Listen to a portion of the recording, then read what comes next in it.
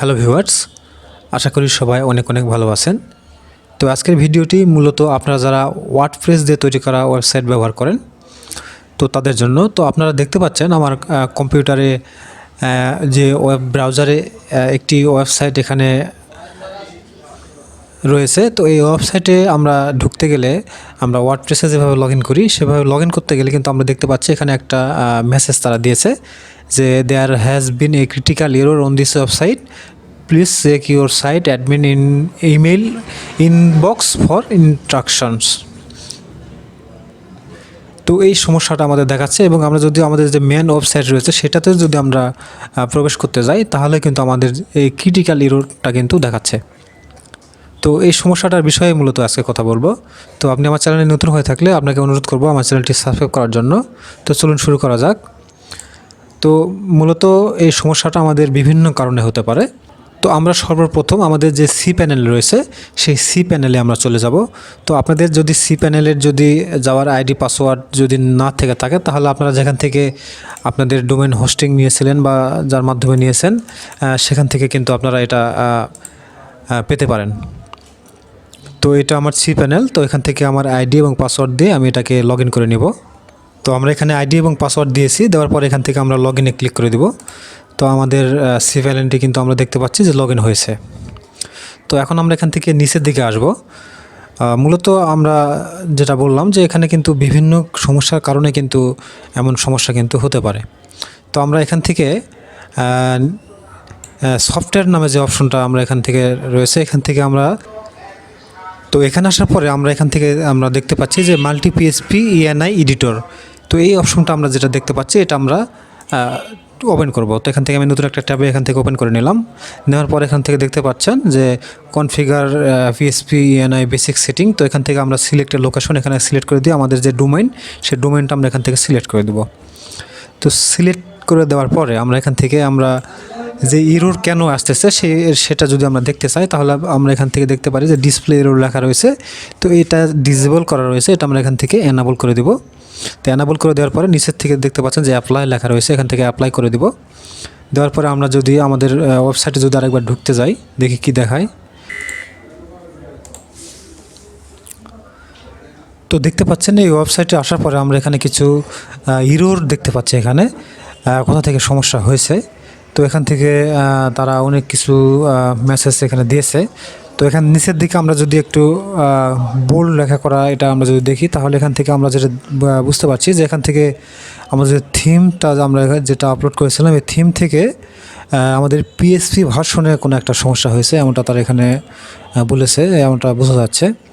তো এখানে আপনাদের বিশেষ করে এই পিএসপি ভার্সন আপডেট হয়ে গেলে কিন্তু এই সমস্যাটা অনেক ক্ষেত্রে হয়। আবার দেখা যাচ্ছে যে আপনি হঠাৎ করে কোনো একটা প্লাগইন ইনস্টল করে ফেলেছেন, সেই প্লাগইনটা ইনস্টল করার কারণে কিন্তু আপনাদের এই ওয়েবসাইটে এরকম ক্রিটিক্যাল এরর কিন্তু আসতে পারে। সেক্ষেত্রে আপনারা এখান থেকে আপনাদের যে প্লাগইনটা এখানে আপনারা দেখতে পারবেন। অথবা অনেক সময় কিন্তু এখানে সব কিছু সমস্যার যেটাতে সমস্যা সেটা কিন্তু অনেক সময় এখানে আসে না। তো আপনারা এরকম হলে আপনারা সর্বপ্রথম আপনাদের যে প্লাগইন ইনস্টল করার পর থেকে যদি এরকম সমস্যা হয় তাহলে আপনারা আপনাদের সি প্যানেলে আসার পরে আপনারা এখান থেকে দেখতে পাবেন যে ফাইল ম্যানেজার রয়েছে, এখানে দেখতে পাচ্ছেন এই ফাইল ম্যানেজারে আসবেন। তো ফাইল ম্যানেজারে আসার পরে আপনারা এখান থেকে দেখতে পারবেন যে লেখা রয়েছে পাবলিক এইচটিএমএল, এটাতে ক্লিক করবেন। তারপরে আপনারা এখান থেকে দেখতে পারবেন যে ডব্লিউপি কন্টেন্ট, এখান থেকে আপনারা দেখতে পারবেন যে প্লাগইনস নামে একটা ফোল্ডার রয়েছে। এই প্লাগইনসে আসার পরে আপনাদের যে প্লাগইনটা ইনস্টল করার পরে এরকম সমস্যা হয়েছিল সেই প্লাগইনটা আপনারা এখান থেকে আপনারা ডিলিট করে দিবেন, অথবা আপনারা সেই প্লাগইনটা এখান থেকে রিনেম এখান থেকে চেঞ্জ করে দিবেন, রিনেম করে দিবেন।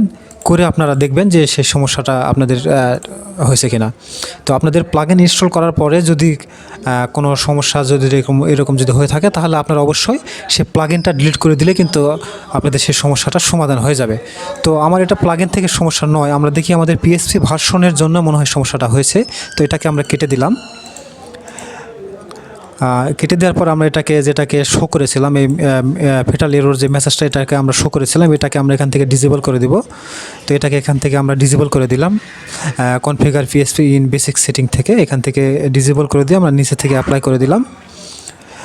তো এখান থেকে রিফ্রেশ দিই, তাহলে আমাদের সেটা মেসেজটা চলে গেল। তো এখন আমরা এটাকে কেটে দেই, দেওয়ার পরে আমরা দেখি আমাদের পিএসপি ভার্সনটা আমরা যদি একটু চেঞ্জ করে দেখি আমাদের সমস্যাটা সমাধান হয় কি না। তো আমরা আরেকটি নিচের দিকে আমরা আসব। নিচের দিকে আসার পরে আমরা এখান থেকে দেখতে পাচ্ছি যে লেখা রয়েছে সিলেক্ট পিএসপি ভার্সন। তো এই যে লেখাটা আমরা দেখতে পাচ্ছি, এখানে আমরা ক্লিক করব। ক্লিক করলে আমাদের পিএসপি ভার্সনের অপশনটা কিন্তু এখান থেকে ওপেন হয়ে যাবে। তো আমরা এখান থেকে দেখতে পাচ্ছি যে আমাদের কারেন্ট পিএসপি ভার্সন এখানে রয়েছে 4.8। তো আমরা দেখি এখান থেকে পিএসপি ভার্সনটা চেঞ্জ করে দিয়ে দেখি এটা আমাদের পিএসপি ভার্সন থেকে সমস্যা হয়েছে কি না। তো আমরা এখান থেকে ক্লিক করে দেখি। তো এখান থেকে তো 8.4-এর পরে এখানে কোনো ভার্সন নেই। তো যেহেতু ওয়ার্ডপ্রেসের এটা পুরাতন একটা থিম এবং পুরাতন একটা ওয়েবসাইট 2-3 বছর আগের, তো আমরা দেখি পুরাতন একটা কোনো একটা ভার্সন, আচ্ছা দেখি যে কোনো একটা ভার্সন 7.2 দিয়ে দেখি। যেহেতু পিএসপি আপগ্রেড হওয়ার কারণে এরকম হয়ে যায় এবং যার কারণে আমাদের এটা ওয়েবসাইট ওপেন করতে পারে না। তো আমরা 7.2টা আমরা এখান থেকে অ্যাপ্লাই করে দিয়েছি এবং আমাদের এটা ওয়ার্ডপ্রেস সাইট ছিল। আমরা এটাকে এখন রিফ্রেশ করে দেখি কী অবস্থা। তো দেখতে পাচ্ছেন ভিউয়ার্স, আমাদের ওয়েবসাইটটা কিন্তু আমরা চালু করতে পেরেছি। তো এখান থেকে আমাদের পিএসপি ভার্সনের যে সমস্যাটা বলেছিলাম সেটাই কিন্তু এখানে হয়েছিল। তো এখন যদি আমরা আমাদের অ্যাডমিন প্যানেলেও যদি ঢুকতে যাই এখান থেকে, তাহলে দেখতে পাচ্ছেন এখান থেকে কিন্তু আমাদের অ্যাডমিন প্যানেল কিন্তু এখান থেকে চলে এসেছে। তার মানে আমাদের সমস্যাটা সমাধান হয়েছে। তো বেসিক আপনাদের আগেও বলেছি অনেক সমস্যার কারণে কিন্তু এমনটা হতে পারে। আমি আপনাদের সঙ্গে যেটি বললাম যে প্লাগইনস ইনস্টল করার কারণে এবং পিএসপি ভার্সন আপগ্রেড হওয়ার কারণে এরকম হয়। তো এই দুটো বিষয় আশা করি আপনারা বুঝতে পেরেছেন। বেশিরভাগ ক্ষেত্রে দুটোর জন্য এই সমস্যাটা হয়ে থাকে। তো আশা করি পুরো ভিডিওটি আপনারা বুঝতে পেরেছেন। তারপরে যদি বুঝতে কোনো অসুবিধা হয় তাহলে অবশ্যই কমেন্ট করে জানাবেন। তো মূলত এই ছিল আজকের ভিডিও। তো ধন্যবাদ সবাইকে।